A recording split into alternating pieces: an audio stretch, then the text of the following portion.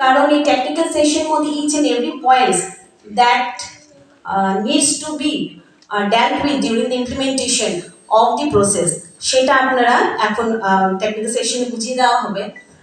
আমরা আজকের এই সেন্সিটাইজেশন প্রোগ্রামটা আমরা অনেক দিন ধরেই চেষ্টা করছিলাম করার জন্য। আমরা 1 মাস আগে একটা ডেট দিয়েছিলাম, কিন্তু due to some unavailable circumstances যেখানে স্পেশাল সেক্রেটারি স্যার থাকতে পারবেন না এবং ডাইরেক্টর স্যার থাকতে পারবেন না, তার জন্য আমরা ক্যান্সেল করে আজকে ডেটটা ফিক্স করা হয়েছে। যদিও আজকের এই ডেটটা নিয়েও ডাইলেমা ছিল, কারণ আজকে আবার জব অফার অ্যাপয়েন্টমেন্টের ডেট ডিক্লেয়ার করা হয়েছে।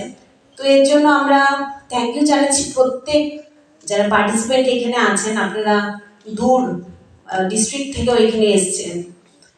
তো আমাদের মূলত আজকের এই সেন্সিটাইজেশন প্রোগ্রামের পর আমাদের অ্যাকশন লাইন অফ অ্যাকশন কি কি থাকছে সেটা আমি একটু বলে দিচ্ছি। আমাদের তারপর আমরা নোটিফিকেশন পে করব ফর ইমপ্লিমেন্টেশন অফ 12(1)C।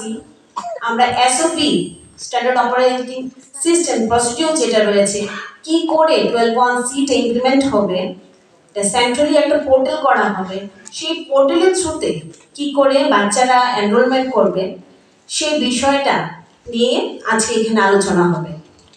আচ্ছা, রিগার্ডিং দ্য রিএম্বার্সমেন্ট আমি একটু জাস্ট বলতে চাইছি, আমাদের 2020-21 আমাদের স্টেটে একটা প্রাইভেট আনএডেড স্কুল যেটা আমাদের কাছে অ্যাপ্লিকেশন করেছিল ফর রিএম্বার্সমেন্ট, 10 জন স্টুডেন্ট, সেখানে পার চাইল্ড তখন কস্ট ছিল 21,138, যেটা 2021-22-তে একটা স্কুলই ছিল 15 জন স্টুডেন্ট, 22-23-তে সেটা 4টা স্কুলে 60 জন স্টুডেন্ট 60 স্টুডেন্ট, 23-24-এ সেটা 61টা স্কুলে 452 স্টুডেন্টস।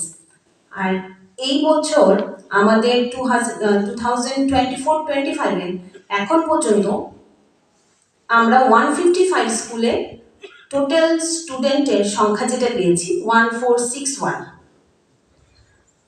সংখ্যাটা কম হলেও নগণ্য নয়, কিন্তু আমি তথাপি আবার রিকোয়েস্ট করব প্রত্যেকটা স্কুলে যারা এখানে ইনচার্জরা রয়েছেন, kindly ensure that 25% of the seat are reserved for these students. আমরা রিএম্বার্সমেন্ট যেটা করছি, গত বছরের আমাদের টোটাল অ্যামাউন্ট ছিল পার চাইল্ড কস্ট ছিল 28,284 টাকা। তার মধ্যে কম্পোনেন্ট আরো 3টে ভাগ করা থাকে, তার মধ্যে ইউনিফর্ম গ্র্যান্ড ধরা থাকে 600 টাকা, ফ্রি টেক্সট বুক 250